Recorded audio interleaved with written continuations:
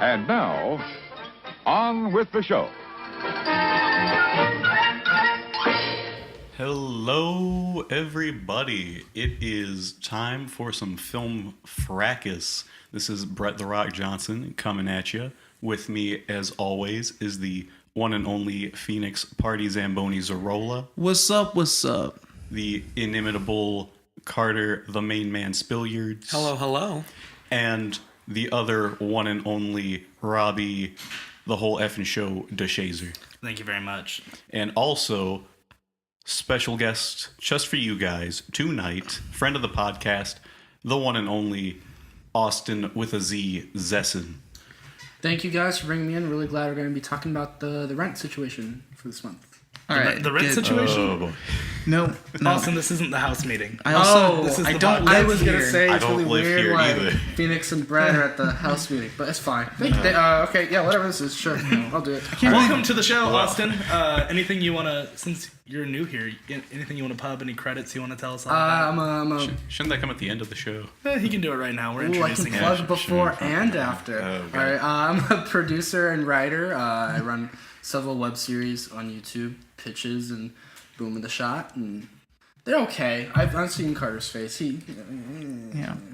I would check out Pitches. Pitches is really funny. Yeah, Pitches is good. Very funny. Yes. We promoted it on our Twitter before. Yes. We love it. Everyone listening should check out Pitches. It's really great. Pitches is great. But thank you so much for taking the time out of your busy schedule of washing dishes in the kitchen to come here and be on the podcast. Yeah, I finally did my dishes for once, so now I did. have time. Yeah. Thank you for I'm so proud of you and your reward. You get to be on the podcast. Boy. Thank you for taking notes too. You're already more professional than all of us. Well, I mean, he's the newbie. He needs notes. That's fair. Well, I mean, Austin's here. He's going to be contributing to conversation. He will break any ties that might come up, as he did in the past when we had our showdown between Iron Man and The Shining. And so, thanks for thanks for breaking that tie, Austin. Which should we go ahead and never reveal? forgive This you. is another double elimination Yes, night. this is episode 6. We are going to be talking about best dialogue, and at the end of the day, not one but 2 movies will be getting shot off the moon, ejected from the moon. What do we say? Put under the shot into guillotine? orbit. I don't know. Where are we? How right are we now? going with those guillotining the moon? Guillotine the moon, yes. Is that the band that no. sings Boy. "Feel It Still"? Maybe. Oh, jeez. Well, That's okay. a reference lost on all of us. Portugal the man, guillotine the moon.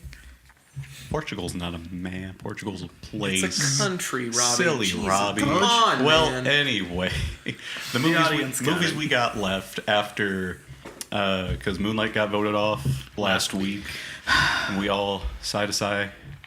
So the movies we got left are The Silence of the Lambs, Who Framed Roger Rabbit, Iron Man, Princess Bride, Indiana Jones and the Last Crusade, and RoboCop.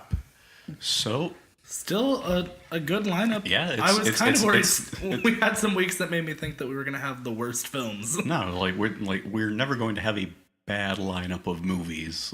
These are all super solid, as we have said time and time again. So we're gonna be doing best dialogue. If you guys want to do a quick rundown of the criteria and what we're gonna be looking for, take Carter. it away. Yes, let me take it away. So this week we're looking at dialogue. That means quotability. That means resonance. That means, is it appropriate for the world of the film? The overall quality of the dialogue. Is it constantly repeating itself? Is it is it just kind of poorly written? You know what it. But it's all within the context of the film. And this is not about plot, because that was covered in the best story episode, which was episode... It was episode 2. Two. So go back and listen to that if you haven't. I don't know why you're listening to this now. If you haven't already listened to episode 2, get on it. What are you doing? So, shall we begin? Let's fracas. Yes. All right, who wants to go first? How about we have Robbie start? I feel like Robbie. went last. Oh, did you? Last week I started. I'll start first. Okay, yes. Carter. My bad. Excellent. Exactly. Exactly. All right, let's start with The Princess Bride. What can I say about The Princess Bride? So many good quotes. So many memorable quotes. He's only mostly dead. My name is Inigo Montoya. You killed my father. Prepare to die. These are all good quotes. These are good quotes. This is some quality. This is a memorable movie. It's a very memorable. I would say like one of the more memorable parts of this movie, besides like the characters, are the jokes. Like, you know, there's. I would say more so the jokes. Yeah, because there's I remember the quotes. The very quotes well. are what you remember. There's the whole like back and forth between Wesley and forgetting his name, Sean's character, Vicini, at the Battle of Wits. You know, anytime, you know, anybody want a peanut, and they have the whole rhyming thing on the ship. It's there are lots of like memorable good quotes, and they're all kind of fitting within this kind of storybook.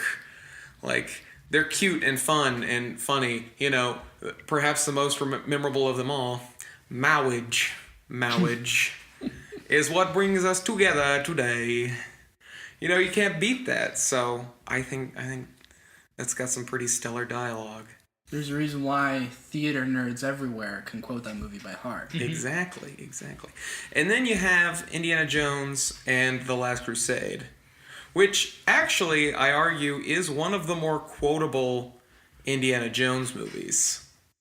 Because you Jehovah begins with an Jehovah begins with an I. Why have we said that every episode? One quote we have said.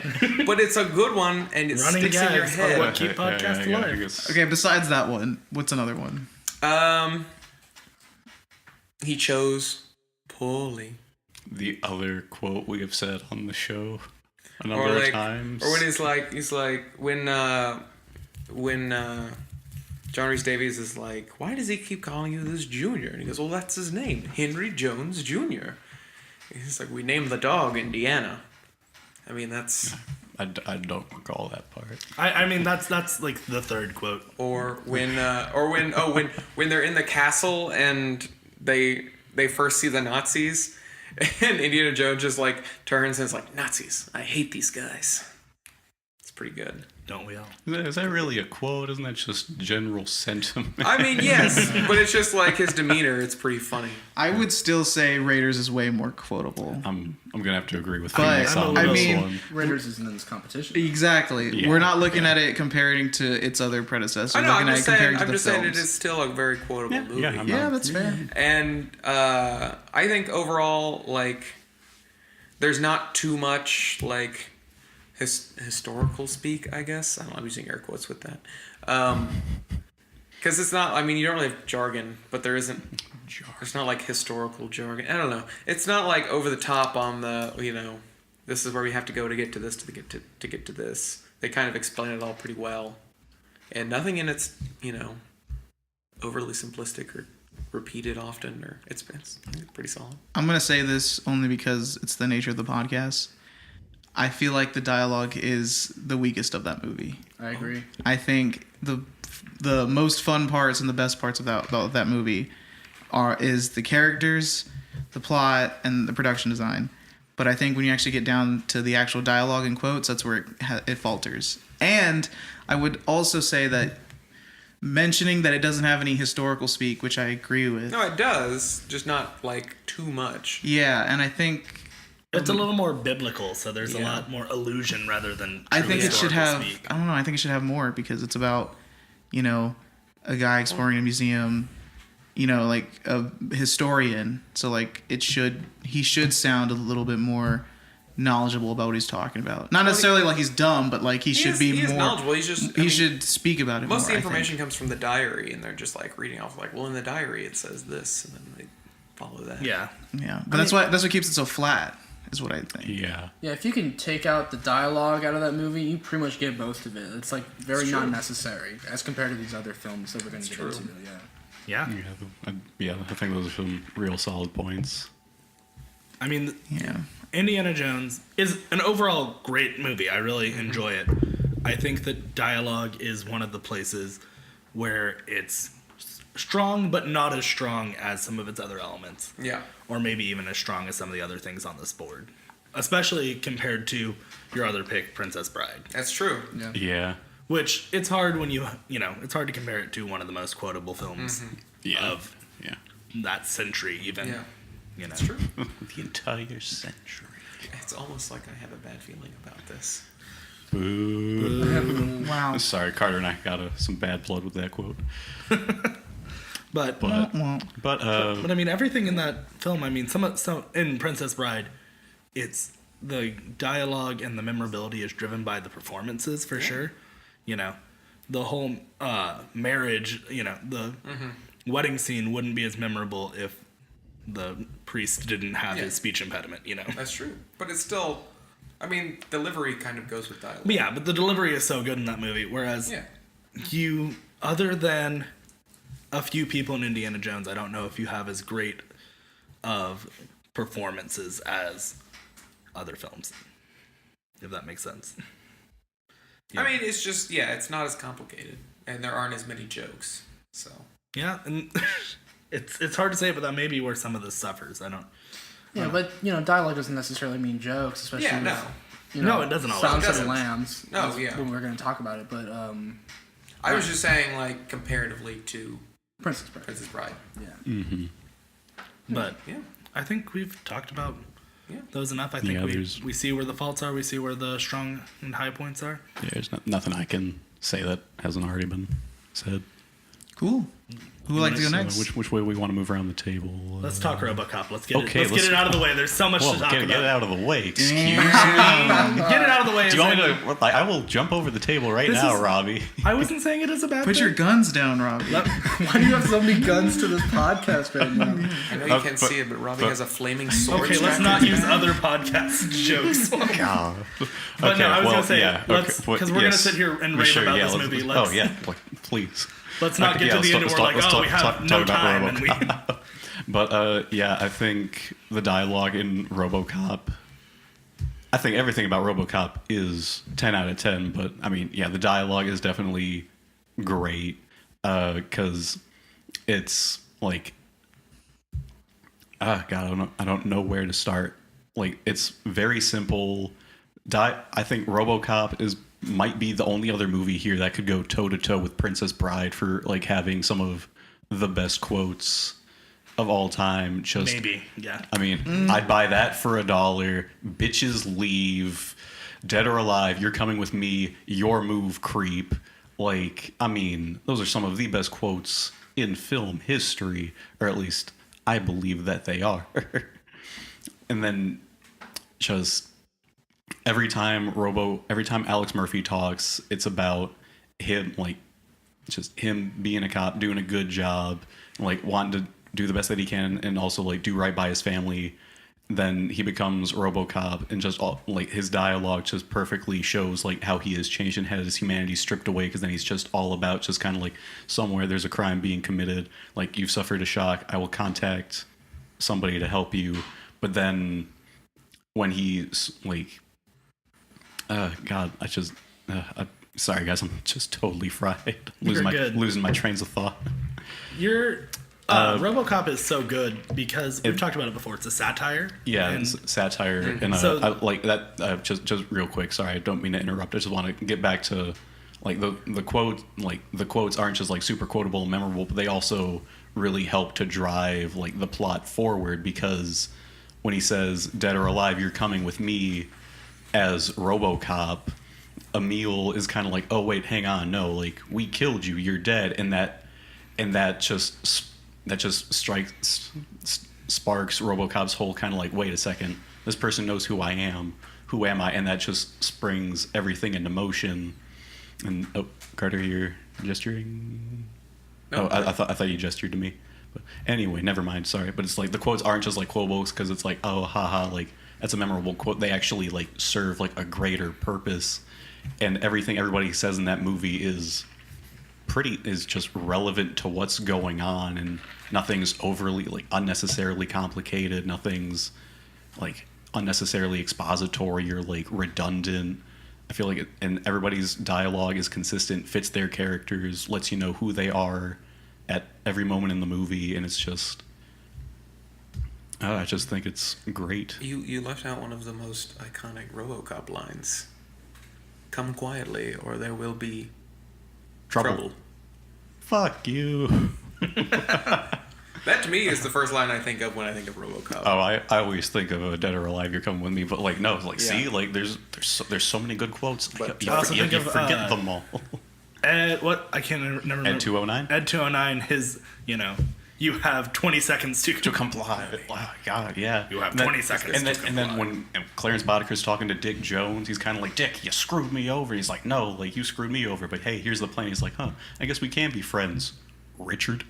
And it's just kind of like, like, it's so good. What like, I really like about... Sorry to cut you off. What I really like about, like, the RoboCop dialogue is it very much fits into, like, if you're looking at... It goes even further with the satire if you're looking at, like, what the dialogue and like, what the people are saying versus, like, who they are, because you have these very businessman tycoon kind of things, and all they're saying is, like, fuck you back and forth to everyone, which is, like, not what you would consider, for these, like, upper scale white collar, businessmen. Yeah, they're in the bathroom talking. He's like, he used to call my boss funny names, like Boner and Iron Butt. One time I called him Asshole. It's like, what? Yeah, no, it's like, so it just even furthers that kind of satirical spin on it. That's what I was going to say, is the satire the satire is on the entire Oh, film. yeah. And so, because of that, the dialogue has to be so spot on. Yeah, and we meant... Oh, sorry, go ahead, Phoenix. Oh, I was just going to say, and you know what? I'll say it. It's the most quotable of the franchise. Yeah. That more quotable than RoboCop 2. I think that line from that RoboCop is 2, a "Hey, I'm fact. RoboCop," beats out the rest of RoboCop. You're right. Yeah, or RoboCop 3. Listen, I'm just RoboCop. Stop. and I'm back. Just Listen, stop, please. RoboCop. What do you want to tell the kids out there? Stay out of trouble. And then we talked about the commercials last time. Like, all those commercials are just like so good. It's kind of like refinancing options, new hearts, try our athletic model, and remember, we care. It's like what? Oh god. Oh, sorry. Like, I gotta stop because otherwise the episode's just gonna turn into me gushing about RoboCop. Yeah, I will say that I think that I don't have such a strong connection to the quotes as the rest of you here, but I will say the pick is the dialogue in it is solid. Mm-hmm. I think as Robbie was saying, like the satire and the humor and the world itself kind of lends itself to really good dialogue constantly, and then and like you were adding to it, a lot of it has stuck with people's minds for years. Like The Dead of Life, You're Coming With Me is iconic. So I do think it's solid. I don't know if I would say that it is the most resonating and emotionally punching, even when it kind of gets to those moments. But I still think it's really good. I think the dialogue is still strong, especially for the type of movie that it is. Like the kind of humor, kind of enjoyable,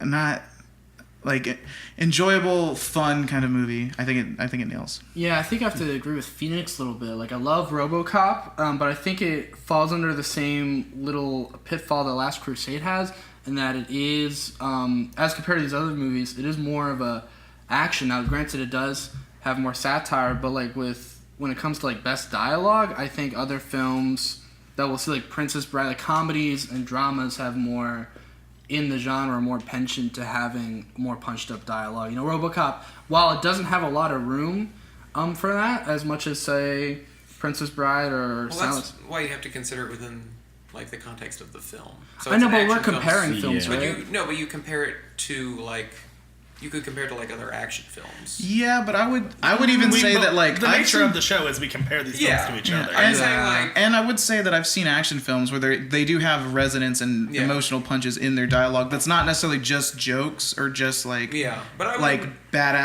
quips or something. I could even argue that it has resonance, just not in the same way. Not in the dialogue. Not in the dialogue. In its world building, certainly. And and all stuff like that. But in the creation of Alex Murphy's transformation to RoboCop and his discovery at the end or whatever. I feel like there's I think there's resonance in the dialogue. Maybe not every single spoken word, but there's so much there to just there's enough resonance to just really show you these characters. Because when Murphy's there spinning his gun when Lucy's bringing out coffee, and she's kind of fancy moves. He's oh yeah my kid watches this show and like he wants me to do this.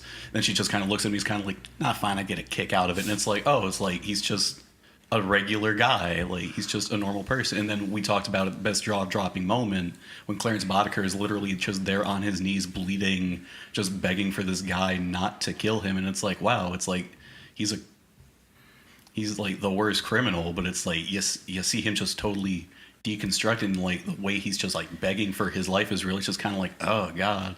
And then RoboCop's just like, yeah, I am a cop, like, and I'm taking you in.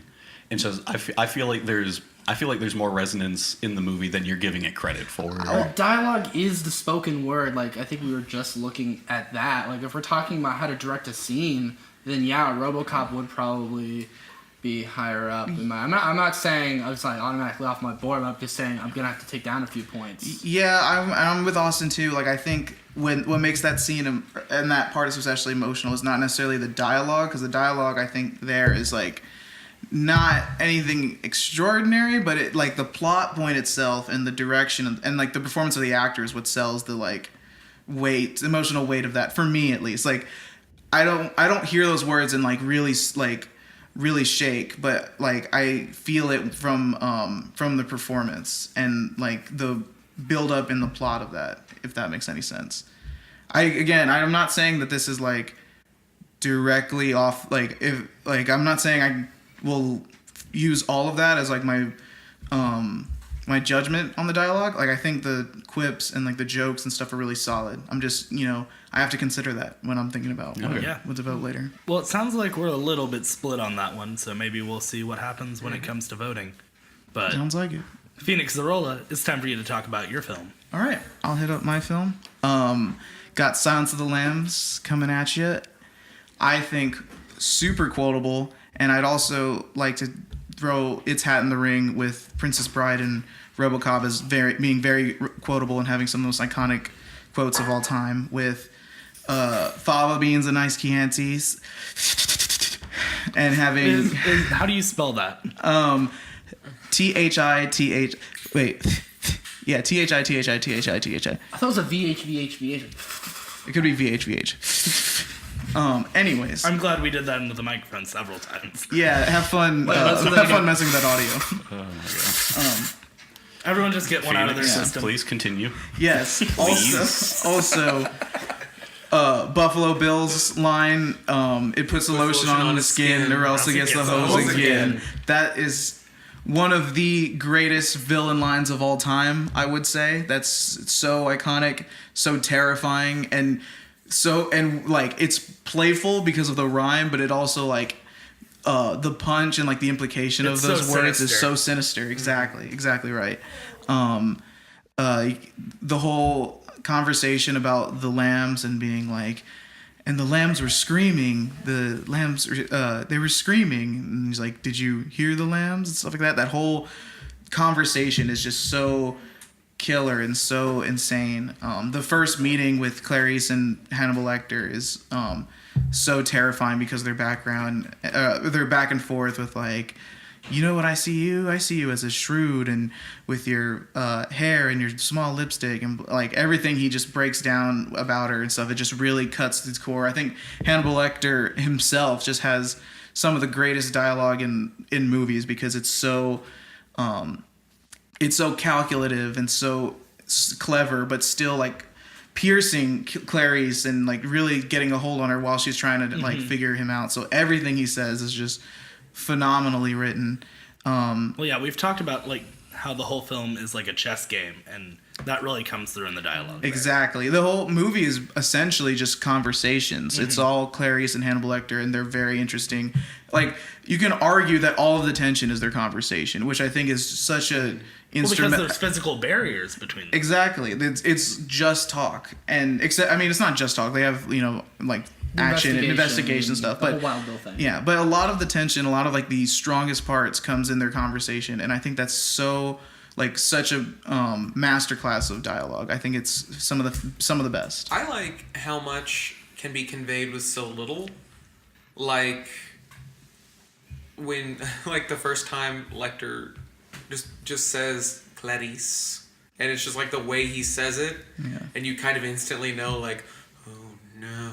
Yeah. It's just so like the way he talks and like the pacing of his speech and kind of just everyone, and this is very much on like delivery, but it's just like the way everyone delivers their lines is very like kind of speaks to their performance and to the words that they're saying, like what they can take with such simple, because essentially Hannibal Lecter most of the time just tells stories. Yeah. And when he takes these stories, because even the fava beans and Chianti, the whole line is a census taker once tried to test me. I ate his liver with some fava beans and a nice Chianti. Like, it's not Chianti.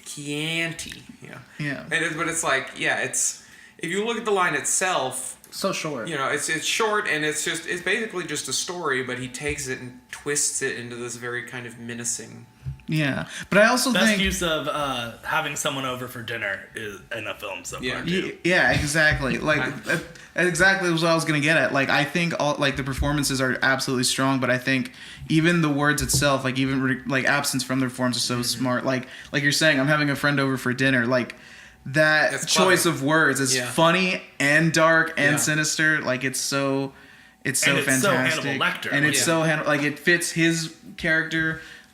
Clarice's lines fits hers. Buffalo Bill's is like everything he says is so brutal and insane and dark and incredible, I think. Yeah, I mean, going back to what you were saying earlier, most of this movie, although it is an investigation, is really about a mentor-mentee relationship in the twisted sense. And because this film relies so much on two characters' relationship, it'll really like knock it over the top when it comes to voting, I think, above some of the other films. Yeah. I agree as well. Yeah. And on to just with performances, like we were saying, so much of Clarice's delivery, I think, in my head, I can't imagine it without her West Virginia accent. Like, Dr. Lecter. yeah. Dr. Lecter. Dr. Lecter. Yeah. But it's so good. But I think the majority of the performances in that, especially Jodie Foster's and Anthony Hopkins, which are, kind of your two main ones, they're so great, and they do a great job of delivering and conveying a fantastically written film. Exactly. And just I can't speak enough about like the Hannibal's lines. Like they're so great and so incredible. I think there's a lot of strong points in this movie, and I think one of them especially is its dialogue and its writing. Yeah, you're definitely, I mean, maybe one of the top picks for winner this week, I think. If we're being totally honest with ourselves. Yeah. We'll wait to hear, but yeah. All right. I think if anyone else doesn't have anything else to say, I don't really have any criticisms for it. Do you have any? I mean, I'm trying to think. It may run into an issue where there's a couple of quotes, but even when I think about, like, there are films that have, their handful of quotes and that's it. I think this film, even when it doesn't have its highly quotable moments, still has, like... So I don't know if I have a criticism for it. I'm a little confused. Are we considering delivery as part of this or not? Yes. Yes. Okay. So we are. I didn't know that either. I didn't know Okay, that. because after talking about RoboCop and you guys just said that's so dependent on how they deliver it, and then we're talking about Princess Bride, and we're like, that's so dependent on how the characters do it. So and then with all this, we're talking about it's so simple, but the way it's a do personal it. So thing. are we? Yeah. Is if we're including delivery part of dialogue or not? Yes. I thought the RoboCop thing was that most of that conversation was just action and it's just two guys standing off. I wasn't thinking it was like actual line delivery because there weren't a whole lot of lines there to deliver.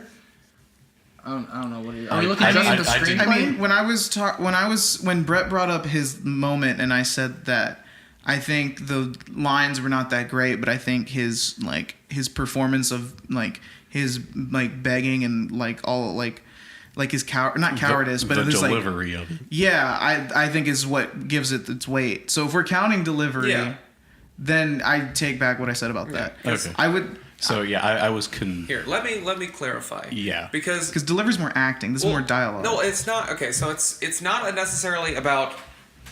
It's not concerning the performance overall of the character delivering the line, but it's about the delivery of the line itself. So with marriage is marriage. You would take into account how the line was delivered when you're talking about it and comparing it to others. But not so how... it is. Well, it is kind of it's slightly aligned with performance, but it's not. We're not talking about each person's individual performance. Okay, let me get a clarification, because in the script of Princess Bride, it's very likely that it says marriage, Yes. and that's not Yeah. the actor's choice. Yeah. So we're referring to that in particular. We're not referring to like in RoboCop when he's like screaming and going and stuff, because that's more performance based. Like the script, like the lines itself are just like. Screenwriter would have not written that part in RoboCop. He probably would have wrote it in Princess Bride. Yeah. Yeah. So what we're saying there is that being able to take the little quirks in a screenplay Yeah. and play them up should be Yeah. important. Okay. Because you So, can like- even, so, you like, can the- deliver you can when- deliver marriage without saying Yeah. without sounding like without sounding like that priest does. You Yeah. just Yeah. make it dumb. Well, and you can even factor in, well, like to an extent, like It's getting muddy. well, like to an extent, you could even factor in like Clarice's accent, like the fact that she uses one when she Okay. delivers the lines. So okay, then How the line is but- said, but you're not judging the overall performance, if that makes sense. okay. Like you shouldn't say, I think that RoboCop, because he's so monotone, makes that not bad dialogue. But you can say, or makes it bad dialogue or something, if that makes sense. Yeah. So like, performance can be an additive, but I don't think that it's. I don't know. I mean, I think at the end of the day, I feel like I'm more comfortable saying delivery is not a factor, because I feel like when we include these parameters, it's getting a little muddy. I mean, Yeah. also, I'm fine with all just of this cutting is so- delivery altogether. As a bonus or a retractor? 'Cause Yeah. I think it should just be like what the screenwriter has written on the page. Yeah, I think That's it's in the just be dialogue straight up. Courier knew this is what's on the paper. I mean, that's fine. I'm like, also at this point, like, it's really just your opinion. If Yeah. something is, better because you weigh that, I think that's what's always been kind of the idea. Yeah. It doesn't need to be a super clear cut. For the podcast listeners, just know that all of my opinions are going to be very dialogue, Most of this is gonna be non-delivery cuts. based. Okay, if we That cut was this all out, that was so much inside baseball right there. And if we're cutting it Yeah. out, it doesn't matter. But Yeah. okay, we got that settled. Okay. Most important thing. Does what you say about RoboCop still stand, or do you retract it? Since I'm not considering delivery, it still stands what I said. Plus, if we're cutting this out, then I am gonna need that to stay in, because then it's gonna sound weird if I'm like, I don't know what I'm going to cut out at this point. I'm just. Is there anything I can say to change your mind? you can keep going about it. But we still have two films we have not talked Yeah. about. All right, let's Should move we? on. Yeah. Let's go back Yeah. to. Let's get back to talking about the movies. Yeah. Robbie, go ahead and start your movies. All right, I got two movies for us this week. I'm going to start with Who Framed Roger Rabbit, because I have so many nice things to say about it.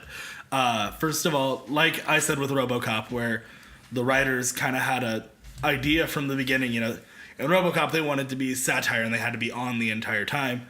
With Who Framed Roger Rabbit, these writers were given the opportunity to use essentially any cartoon character that they had wanted to in, kind of the whole canon of American cartoon films and see, what would happen when these characters interact. And so you end up with these great moments where you just, when the tunes are around, like the remains of Judge Doom, and Mickey Mouse says, "Gosh, I wonder who I can't do all these voices, and I wish I could." It's fine. I can quote it. We Gosh, I don't wonder who really, he No, we don't please, need this. please. We don't need this. Are you sure? This is our last guest on the show. Really? Gosh, I wonder who he really was. And Bugs Bunny says, "I'll tell you one thing, Doc. He weren't no rabbit, Daffy Duck, or a duck, Goofy, or a dog, and Pinocchio, or a little wooden boy, like in Big Bad Wolf, or a sheep, or a woodpecker, and then Sylvester, or a pussy." Like, you've got so many great, just how would these tunes interact with each other? What happens when you get all these characters in a room, Eddie Valiant talking to Betty Boop, she's married to Roger Rabbit. Yeah, what a lucky girl. You just have so many great moments that, get to happen because you get all this creativity, all this freedom with using, anybody you kind of want to use. You get, some great, you get some great quotes. You get, I had a couple of them highlighted here.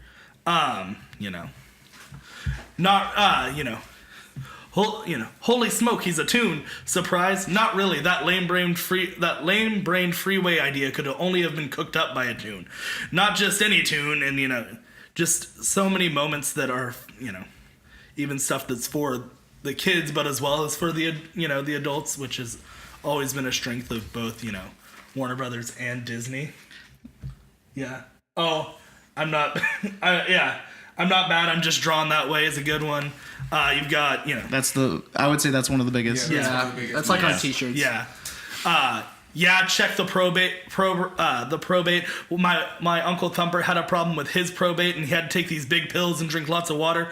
Not prostate, you idiot. Probate. Like. Well, what I like about the dialogue is that because you obviously have like cartoons saying stuff that they wouldn't normally say in a cartoon environment. Fair, yeah. And it's interesting, kind of how they interact with humans. And then also you have, like, keeping with the noir theme. Like, all the human characters talk like a noir, which is, I think... It's a perfect example of genre blending. Yeah, exactly. Roger and Eddie talking about Eddie's backstory. And they do it quite well. The only time you hear a sad story about, a detective's loved one dying and sourpuss in the same, 2 minutes. Yeah. I think this is one of those movies that fits well with the dialogue is so important and fits the world of the film. The cartoons speak very cartoony. The detectives speak very noir style, and it somehow works and blends well together. And it's not. It's dialogue that could be clunky if written poorly, but it's not. It's smooth and goes well, flows well. It's great. A lot of in jokes. Traffic jams will be a thing of the past. That's a good LA joke. Just talking about 8 lanes of shimmering cement running from here to Pasadena. Smooth, safe, fast. Traffic jams will be a thing of the past. And it's almost like they're winking at people that know that the freeways in Los Angeles are constantly jammed. What else is there? Judge Doom tapping against the wall, shaving a haircut, and Roger jumping out 2 bits. There are plenty of good quotes, but I honestly don't remember a lot of these, and you have to we said earlier, how memorable something is depends on how invested you are, and just kind of since you're pulling these quotes up as you're talking about them, it's just I can't help but wonder, it's are these really that quotable and memorable? This is just me totally personally, just because I remember I remember the shaving a haircut 2 bits. I remember the drawn this way, the only a tune could come with a loony idea like that. But the whole probate thing, the whole everybody talking about well, he wasn't a sheep, he wasn't a wooden little boy. A lot of these quotes I don't remember. Well, just some of that's offhand. Still just because you don't remember the quotes doesn't mean it's not good dialogue. It's still very clever writing. I know. I'm not saying it's not. I'm just saying we're just talking about kind of it's so quotable, it's so memorable. But it's at what point does memorable stop being? My point with all those wasn't that they were all memorable. I know. I'm just putting it out there. Yeah. I'm just Advocate, kind of getting it off my chest, kind of thing. Yeah. I'm not criticizing. Sorry, Phoenix. I keep interrupting you. Okay, don't worry. I'm not criticizing the dialogue. I don't want anybody to think that I'm criticizing the dialogue. No, but I think you raise a good point because it could be if it wasn't mentioned, people could think that we are saying these are memorable quotes, and I'm with you that a lot of the ones that you were saying weren't necessarily memorable. Not to say they weren't good, but that a lot of those I wouldn't have been able to know had you not brought them up and said them. So I think it's good that you said that, because if you hadn't, it would come across as everyone knows these quotes when I don't think everyone does. I think I'm not bad. I'm just drawn that way. Everyone kind of can remember that. The Looney Tune one, only a tune come up something that loony. Everyone can recall, but the rest I would say are not so memorable. But like y'all were saying, I don't think that makes it bad. Yeah. The jokes are solid. The characters make very appropriate jokes and very appropriate speaking for who they are. But as far as memorability goes, I think it's a little low on this movie. And I would say it. I mean, this is another one where I feel like there's no real resonance, but I also feel like there doesn't need to be for this one because there's it's like very cartoony. Mm-hmm. Mm-hmm. So, but It's not about that. yeah, Like, that's so not the focus of the movie. yeah, so I don't know if I'd fault it as much. I think we're focusing a lot on like quotability. I know I'm just the guest star, you know. So Speak but, your mind. Star is a Okay. rough term. I am the guest unfortunate here. Yeah. There we go. The roommate from upstairs. Yeah, I am the roommate from upstairs who has heard the 5 other episodes. All right, but I think we're focusing a lot on quotability, especially like all these movies. But I think a big part of Roger Rabbit is the interaction between Roger and Valiant. Uh-huh. I would And, agree. like, Yeah, I was definitely gonna get onto that. Is that the dialogue between them? It's like still has elements of a buddy cop movie, even even though it's a cartoon. It's got elements of cartoon, it's got elements of noir. But at the heart of it, it is about the relationship and the back and forth between Roger and Eddie, especially in the meat of the film. And like Princess Bride, it is a comedy. I mean, like a noir cartoon comedy, but it's pretty much a comedy. And comedies in itself have to have good dialogue, in order for them to work. Like, It does give them Yeah. kind of an edge in this it particular does category. give him an edge. I'm gonna say But that. what I will say Shots is fired that at Charlie Chaplin. is just because not every line is a memorable quote that could be put on a T-shirt doesn't mean it's bad dialogue. Yeah, I would agree. And I think- like we said that. Yeah, but I mean, you did spend a good amount of time being like, oh, well, it's not that like memorable. Yeah, but And I want to defend and say that, I said I'm not criticizing the dialogue though. yeah, I just want to defend and say that more of this movie, like, you pretty much jumped across the table at me to say that, like, I don't think we did. I I don't think we did at we all. didn't. No, I think we just said our opinion. Yeah. it was perfectly fine. Yeah. Okay. Moving forward, Yeah. I think what Austin brought up is a good point though, because like I would compare Eddie and Roger's conversation and like their relationship and their the way it evolves through the movie is evocative because of the dialogue that's in it, and I think it's similar to how like we were talking about like Clarice and Dr. Lecter, and how a lot of it is like a conversation between them and a relationship between them that is strengthened and is so powerful because of its dialogue. And I would equate that with Roger and Eddie because, like you said, it's a buddy cop, and their relationship is very important because they are the two buddies in the buddy cop, and I think that's where the dialogue shines the brightest, I think. yes. Moving on to my other film, Iron Man. Most of the film... Yeah? No, never mind. Yeah, you want to say something? That's fine. You go ahead. No, go ahead. Nope. I was gonna write something in my notes, but it's fine. Just go on with Okay. Iron Man. Just go I'll on just with get- Iron Just Man. please. Yeah, I just wanted to get through the rest of the episode, Austin. Let's get this Iron Man talk. Yeah. Iron Man is, I mean, other than the action scenes, most of it is other people interacting with Tony Stark, if we're being totally honest. There's a few handful of scenes where Tony's not there, but I mean, for the most part, it's people talking to Tony Stark. And I think this is Tony Stark probably at his best. It's before, we've talked about in the rest of the MCU, he kind of just becomes a quip machine. And I think this is where they set the tone for Tony that I think eventually did get abused by Marvel. And, there's some great quotes. There's some great moments in there. We've talked about I am Iron Man. Like, that's just so memorable. That sticks with you so well.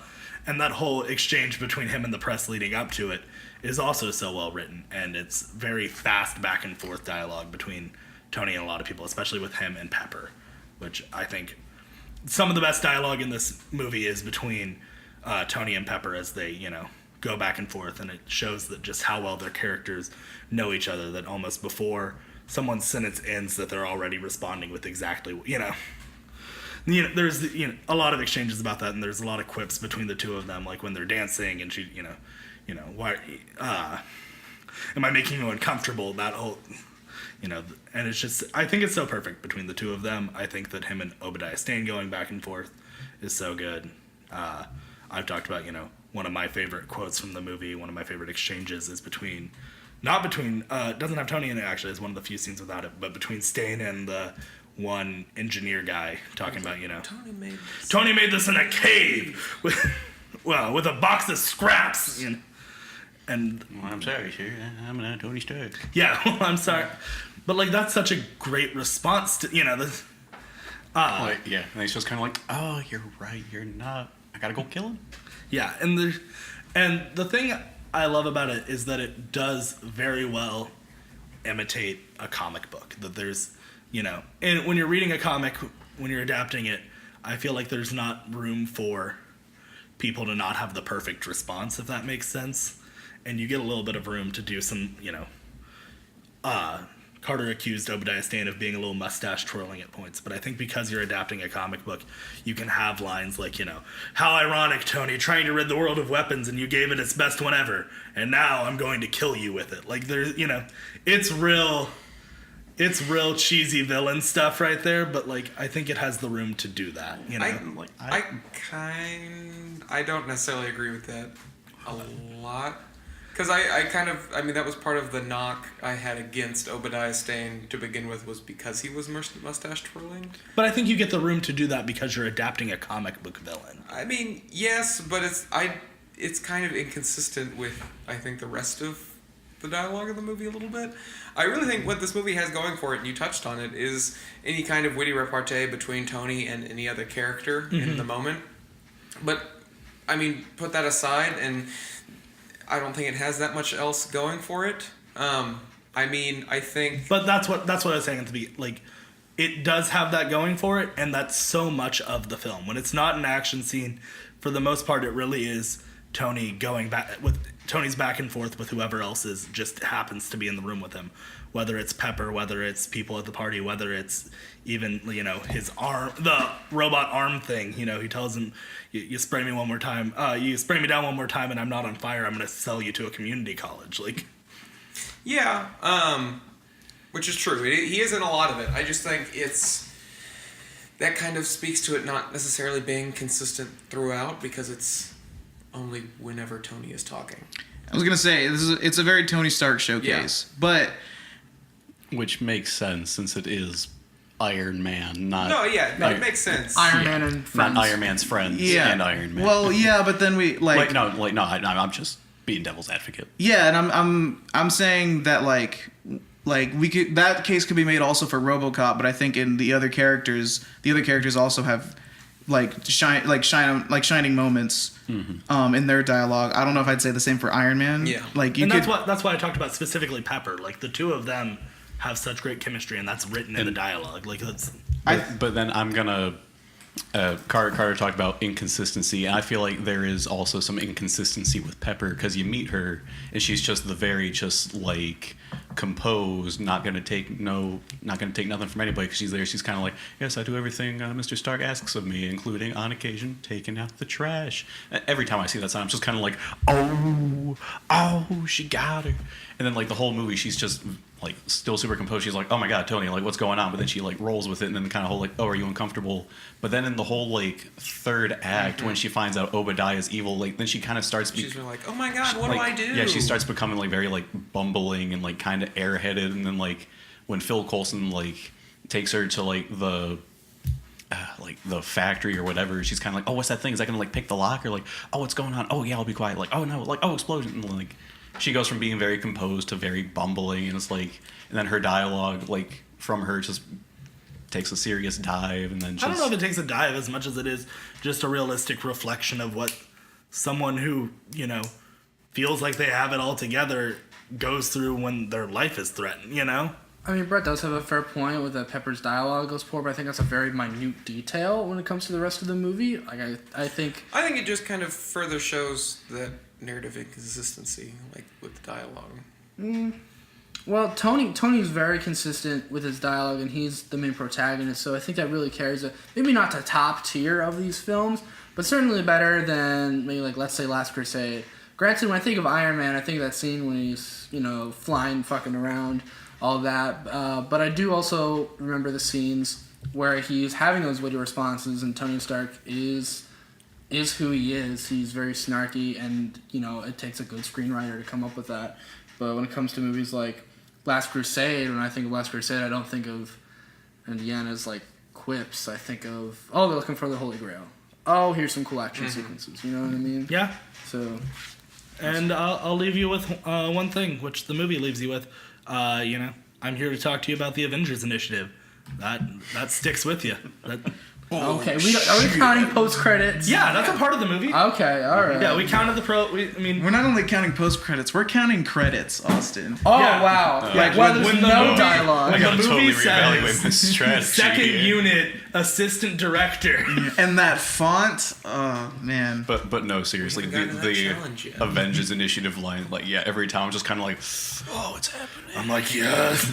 I mean, we're excited because we're about to watch, all of them. So Yeah. Some of That's us. true. there's the majority of this table is about to watch most of all of us them. that matter. Does anyone have any final comments? No. I thought I did, but y'all said what I was going to say. Let's go around I'm and sorry. say who we name our winner of the week. I think we should start with our guest All right. star. Who is I'll give you Guest star? I'll Okay. give you the star I thought it credit. was So you're guest a winner. unfortunate. Our guest. Who is Okay. our winner of the week? On my notes, I have numbers. I've ranked each of them on a scale of 1 to 5 on all the categories we're What a talking nerd. about. I know. So barely out on top, based on my numbers, Princess Bride is my winner for best dialogue. Alright. Followed close. No, just your winner. Just your Okay, winner. Princess That's Bride. your number one. Everything's Princess got. Bride. You can say it at the end. Okay, let's go. Because we are interested. Yeah, but maybe Okay. say why. Oh, say why? Yeah. Well, I picked Princess Bride above all because dialogue throughout the movie is stellar. With other Just about Princess Bride. just about Princess Bride. Some of Yeah, the other ones, just- it's like dialogue. Just about Just Princess Bride. Okay. What do you like about Princess Bride? Okay, dialogue is like hilarious throughout the whole film, even up until the very end.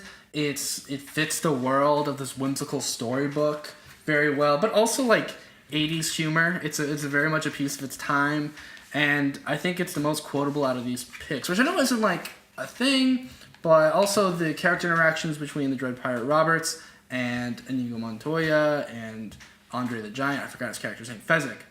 Fezzik, yeah. Fezzik, yeah. I think all those character interactions are so delightful, so much fun, and only a good screenwriter could come up with that. Fair enough. Which way are you taking this? Really? To me, ooh. So my pick for this week's winner, I gotta go with Silence of the Lambs. It's getting down to the wire. There's a lot of really great ones out there, but I think that Silence of the Lambs and just the interactions and the dialogue between Hannibal Lecter and Clarice it's just so essential to that movie, and it's one of the things that makes that movie just so effing great. Yeah. I'm going to be tacky and take my own film again. The Princess Bride is just, it's so good at what it does. What it tries to do, and it's so good at it. It takes, this whole world and kind of just turns it on its side so that it's like just altered enough, and it's so funny, and everything is so organic. Like, none of those lines are ever like forced into the script. You're like, where'd that come from? Kind of thing. It's all so organic and just so well said and put there. Yeah, So. I think one of the great things about it is it's so organic because the whole thing's kind of so inorganic. Like it's it's so very storybook. So anything kind of goes. Mm-hmm. I'm gonna be tacky too and pick my own movie. I'm gonna go with RoboCop because, kind of like similar reasons that Austin and Carter said. Like, the dialogue is just consistent the whole time. Like, everything that it does just works so well for when it came out. And then just like I feel that, ironically enough, the dialogue does seem like fairly organic for a movie about a robot cop, because there's nothing feels like shoehorned or forced in there or anything. And just, it's got humor, it's got heart, Got Hort. it's all cop. I'm nervous because the last time I picked my own movie, it was also a double elimination, and it also went out. But I'm gonna. That's enough. What's happening? I don't know, Phoenix. I'm sorry. I don't know, but it was sinister. I'm picking Silence of the Lambs. I love this movie, and I love its dialogue so much. I think I can honestly say it's the only movie that's here that I would, if someone were like, hey, I'm playing Silence of the Lambs when my TV's turned off, I just have the speakers on, I would just listen to this movie just because, like, the conversations they have. Silence of the Lambs, the audiobook? Yeah, Yeah. before you go to bed, right? So If the there night was terrors keep coming. Yeah, if there was a podcast of just like people talk, like script reading Silence of the Lambs, I'd listen to it because it's just so good. Coming to season 2 of Film Fracas. Or a radio show of somebody reading Edgar Allan Poe poems. Yes, exactly. I would listen to that. For a version of Silence of the Lambs. Yes. Did anybody? 100%. 100%. I just think it's so smart but so sinister. If I'm being honest, I think it's I love this movie, and I think my favorite part about this movie is the dialogue and its writing, and I just think it's so genius, and everything Hannibal Lecter says and everything Buffalo Bill says is so finely crafted and so smart, and has all these different elements of theme and different like tonal shifts, and kind of like gives you a weird feeling in your when you hear it, because it's like both funny and dark and a bunch of mixed emotions. I just think it's so great. So Okay. We have some winners. we have some winners, but we must also have, in Two this losers. case, two Two losers. losers? Oh. So, We'll do one round of voting first. Yes. One round. Do you mind if I start? I was thinking we'd start with Austin and. But is that all right? Can I start? Is that okay? Why would? Okay. I feel like you're about to drop a bomb, so I yeah. am about to drop a bomb. Sure, Carter. It's all right that you no. can start. Just let Austin cry in the corner. Can I go last in that case? I mean, you'll Yeah, go. we'll let Austin go last. Okay. Yeah. It's fine. Drop it. I just really want to start because Card, you're making me nervous. I wanted to rip the Band-Aid off. I'm gonna pick my own movie. Oh, you're the first person to do that. I know. You're not the first person. I mean, I was the first person to do that. The first round. Yeah, Yeah, well, you were the last one to vote that time. I just wanted, because I feel like it's gonna come around to me anyway, and I just wanted to start and get the ball rolling. You know, I really like Indiana Jones and the Last Crusade, and Phoenix, you were like right on the nose when you said that the dialogue was not what you remember this movie for. And I really couldn't argue that, and so that's why I didn't come back to it. Oh. And I just wanted to go ahead and get it out of the way, because I knew by the time it came back to me, it would be kind of pointless. No. All right. all right. Well, that's very noble of you. In before Last Crusade makes it out of this episode. Yeah. Watch us like just not pick it. I You mean- just I'll look like a dumbass, but I'll be happy. okay, Brett. I was also gonna vote for The Last Crusade. I'm sorry, Carter. Anything to add to that? Like just like Apologies to Carter. just like Carter said, like when I think of that movie, I don't think of the dialogue and the interactions. I think of the set pieces. I think of the characters and the theme song and the whole trials, and just yeah. I'm sorry, Carter. Like it's a whole lot of fun. Yeah, I'm voting out The Last Crusade. I'm shocked. Yeah. I'm I- shocked. For me, Hold on, I'm shocked. it was like the most obvious, like, quick vote. Is just Yes. it everything shines brighter than in the dialogue in that movie, and I think in all of the other movies, the dialogue is a little bit stronger. We can go to y'all's votes. Also going to vote out Indiana Jones and the Last Okay. Crusade. I Well- had an idea of where this was going, and this is the first part, and I have a feeling of what's happening next. So, Austin, your Oh thoughts? man! Wow. Not that your vote counts ananymore. I mean, it does. And I was also gonna vote for Last Crusade because it's got no offense, trash dialogue. And Trash. No, it's Compared to the rest of these, none of yeah. these movies have I mean, trash dialogue. I wouldn't go so far as to say You don't need to trash. drag them. Oh, okay. There's that Oh, one quote yeah. where it was like, "Snakes! Ah, I hate snakes." That's the first one. That's Raiders of the Lost Oh, Ark. sorry. What about? Also, is snakes. Why does it got? Why Why is it always have gotta be snakes? Why is it always gotta be snakes? Sorry. Which that's also one of the most iconic lines. Yeah. But in the Or- first ones, I know. I'm just saying. no, okay, Well, sorry. I didn't The know part if where he they're goes like, short round, let's go. it's in the second one. Okay. Oh, it's the okay. second one. Now I he's just, now he's I just see doing what a he's bit. doing. Oh, it does have that one that's like, "No, I am your father." Yeah. Yeah. Oh Yeah, wait, is please. this like No, I Love You, I Know stop. with the Nazi girl? Yeah. And then Okay. he gets lowered in carbonite. It's great. So yeah, bye bye Last Alright, Crusade. Goodbye, Last Crusade. We hardly knew you. Yeah. Hardly knew you. It held in there longer than I thought it would. But But now is where it gets tough because that was the easy vote. But here's like the harder Wow, vote. welcome to the last double elimination. this thing's always not easy. Okay, Yeah, I don't Carter, like it. since you I asserted don't yourself like to... it. What, am I going No, again? no, Austin's Okay, going Austin, first. you begin. Austin. Oh, I need you to man, set I it get up. to go first? Yes, you do, my All friend. right, I had to choose between two. Yeah, I wonder which ones. I am I am gonna vote Iron Man. Can I say why I voted over Yes. the other one? Okay, Yes. I voted it over RoboCop's, like slightly. They're like tied on my rankings and numbers, but I voted RoboCop because it has more the satire edge in the dialogue, and it has like more resonance than Iron Man does. But otherwise, it's pretty even to me. Yeah, sorry, Robbie, I'm voting Iron Man. It's okay. You want to twist the knife a little more, Austin? I love RoboCop. I just don't RoboCop think. is just barely bad. Well, when you can, No, compare I'm it to just giving you a hard time. I'm whatever. just giving you a hard time. So, this week, I'm gonna choose for my second vote. I'm sorry, but I think I have to choose RoboCop over Iron Man. And the reason I chose... Because I was also down to those two. Kill me now. And the reason I chose it was... I think that what some people noted when talking about Iron Man was that it was all Tony Stark, and I think that part of that is because that movie is pretty much all Tony Stark. Whereas I think that RoboCop's a bunch of quotes and a bunch of really great quotes, but that are just connected by, action scenes and other stuff. Whereas I feel like the quotes drive a little more of the plot in Iron Man. Is it to me? It's to Carter. Yeah, it is to you. Carter's actually gonna pick his movie again. My movie. No, not today. Carter's not feeling today. self-destructive Start tonight. peeling that one off. Not today. Hopefully not ever. We'll see.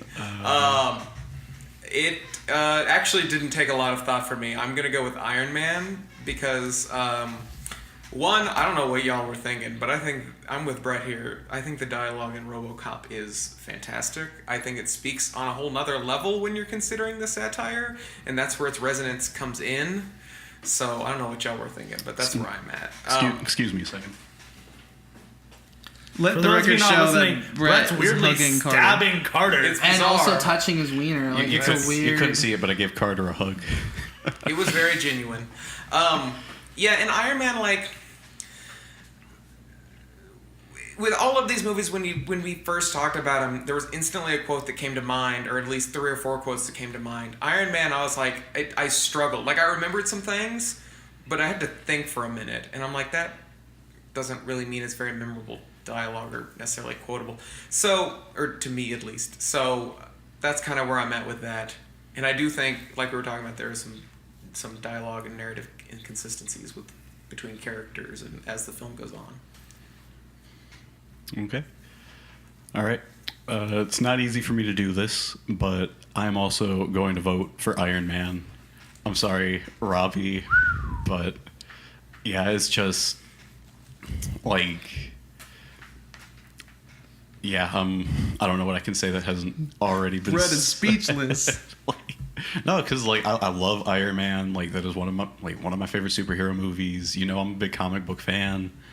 But yeah, it's just there are some dialogue consistencies, and we were talking about how quotable, memorable things are, and like Iron Man does have some good quotes, but like Carter said, like I can think of more for other movies off the top of my head, as opposed to Iron Man. And while Iron Man gets me pumped, I'm sorry. Well, that's it for Iron Man. Well, what's your vote? I'll still say, yeah, I guess I'll still say my vote. I'm not going to twist the knife, but I will say that I also think that my vote is Iron Man, but I also think that RoboCop is just barely above that. It was kind of a toss-up for me, but when it gets down to it, Iron Man is just, in my opinion, like a Tony Stark showcase. I couldn't tell you a single line that anyone else says in that movie. Anything, and I don't think He's 90% of the goddamn film. Yeah, but like I brought Dialogue up, does require... But Like- I like think I- any movie, even if it has a main protagonist, the Yeah. other characters should. yeah, and like I brought up, RoboCop is the protagonist of RoboCop, and I can say other lines that aren't RoboCop from that movie. I think Boddicker. that's a more complete film when we get down to it, and I barely picked it, but I still think that it's more complete when it spreads like a bunch of creativity throughout its characters, whereas in Iron Man I don't think that's the case, and for that reason I'm voting Iron Man, and it's no longer on the moon of films. He shot off, but He moved the guillotine. he didn't have any rockets, so he just kind of floated off into the void. But you know what this means? Now everybody only has one film. Except, oh no, you did, I yes, still you have did one one. film. Oh, We all have one one movie. film. Yeah, because everybody still has a film, so. Oh my! The next one is gonna be the most intense yet. gonna 'Cause be a someone's gonna bloodbath. get cut. Oh. I mean, they'll still be here. They'll still be here, but Yes, someone's to gonna be be clear, very but- shamefully But here. they're going to be a total wild card with nothing left to lose. Yeah, they have Yes. nothing else to lose at that point. They're going to be a wild animal. Yeah. Can't control. Never know what they're going to do next. All right. I'm disappointed. Disappointed. It's not the quotes challenge, but whatever. We'll talk about that afterwards. And we always have lengthy discussions afterwards. But let's go ahead and start wrapping this podcast up. Yeah. We'll start with our guest, Austin Zessin. Any social media, any cool things you want to plug? I'm on Twitter at @amzessin, Zessin. Pitches, my web series is coming out on YouTube. I'll just look up Pitches, the web series. It's there. 2 episodes are out already. Episode 3 is coming out. Probably they come out on Saturdays, so that's all you need to know. One thing we also do is we give like a recommendation of something yeah, you're watching. recommendation for Ooh. something A we've TV seen show or recently. movie that you Okay, wanna well, I recommend. mean, I just watched I Love Dogs. I've seen that, and then I also just recently got. Well, it'll be out by the time. By the time this podcast comes out, We said, Isle Dogs will we be said out. recommendations, not warnings. Yeah. Phoenix doesn't like Wes Anderson movies. I mean, everyone. I could recommend Isle of Dogs, but I guess if some that's like personally me, I just got my criterion for 310 to Yuma, which is a fantastic nice. western that only like. with Christian Bale and No, it's the And original Russell one Crowe, yeah. directed by Delmar Davies. 15, and 17 with to Paris? Christian Bale and And Russell Joe Crowe. Van. It's only 4 shots were fired, I think, or 4 or 5. But yeah, it's like a very low body count. It's a very tense western drama. Yeah. Spoiler. Fantastic. Spoilers. We going to me? There were Yes. at least- Okay. I am at BombAssPhoenix on Twitter. You can follow me there. I hopefully tweet things that you'll like. For my recommendation, last time, well, I'll recommend the Amazon series Fleabag. I feel like it's not underrated, but underappreciated and underwatched. I think it's super good. It's got Phoebe Waller-Bridge, who's going to be in Solo, if that will convince you enough. But it's just hilarious. It's kind of based off of her show in what's it called, the West End Theater. Yeah. And it's hilarious and it's fun, and I recommend it. Check it out. Okay. I am Brett JHNSN #1 on Snapchat. Follow me. I post a review of a movie every single day. If you want to know more about it, you send me a message. We'll discuss. My recommendation is the 1950s classic horror film The Blob, starring Steve McQueen, who is in his late 20s, early 30s, playing a 16-year-old teenager. Hot. And oh my god, it's Gorgeous. so funny. The Blob is just like, you think it's a dumb movie, but it's actually like, it's pretty solid. It's also got one of the best opening title sequences and one of the best theme songs to a movie ever. So check it out. You can find me at CA Spilliards, like spill something in your yard and add an S on Twitter. My recommendation this I week. hope people are every time are looking up CA Spilliards, like spill something in your yard and add an S on Twitter. I hope so. It's, that's a, him. it's a long handle. That's me. No. Threw me off. Sorry. No, my recommendation, and I hope it's still in theaters, because this is what, kind of 3 weeks from now? 2 weeks? It's 2 weeks. 2 weeks from now. Hopefully it's still in theaters. Let it date us. I went and saw Tomb Raider today, and I went in with pretty low expectations, but if you like the Uncharted games and you like video games in general, I actually really enjoyed it. It's kind of paint by numbers, but it's a lot of fun. All right, and I, of course, am Robbie_DeShazer on Twitter and Instagram. Got that cross-platform going. And my recommendation for this week, I'm going to go with The Death of Stalin. It was so utterly funny, just such a good time. I hope it's still in theaters when this comes out. If not, It already it's... kind of has a limited run. It Just came out. It just came out. We'll see how long it's in theaters. It's not going to be super popular. Armando Iannucci. But... He's a genius. Yes, he is. It'll be easy to find online, I'm sure. It's been out If it isn't it's been out already. overseas for a very long I time. was So going to say, if it isn't already. Can I add another recommendation? I just thought of one. What? No. Okay, I'm gonna recommend the Chris Gethard show on True TV. The premiere just came out, and it's Oh, wow, super look good what I- show. No, it's a super great I'm sorry, I show. didn't do that to Carter when he recommended Boston Legal. I won't do this to you. It's a super great show. It's hilarious. It's absurd, and I love Chris Gethard. And anything involved with him is fantastic. So I recommend checking it out. All right. Well, this has been a very exciting episode of Film Fracas. Tune in next week when we will eliminate just one film. Yes. And we're getting closer to Back to just one. declaring our best The picture. Final Four. Yeah. The Final Four. NCAA's Final Four. No. No, it's not that. You're right. It's not That was the podcast. Thank you guys for tuning in. We'll talk to you guys next week. Thanks for coming by, Austin. Yes, thank you to Austin Zessin for coming by. I was upstairs. Yeah. We Yes. still haven't talked about the Well, rent, but we'll do that off. Thanks for coming on down. All right. Thank you for listening. Next week, Film Fracas. Same Stay time, tuned. same place. Phoenix, you gonna say it? Bye-bye. Thank you so much for listening to this episode of Film Fracas. We know there are a lot of shows on the web, and we are so glad you took the time to listen to ours. Thank you Brett Johnson, Robbie DeShazer, and Phoenix Zarola for helping to write and produce each episode of the show. There's no team behind Film Fracas, it's just us, so consider giving us a 5-star review wherever you listen. It really does help get the word out. You can follow the show on Facebook, Instagram, and Twitter at Film Fracas. Once again, thanks for listening, and we can't wait for you to hear our next episode.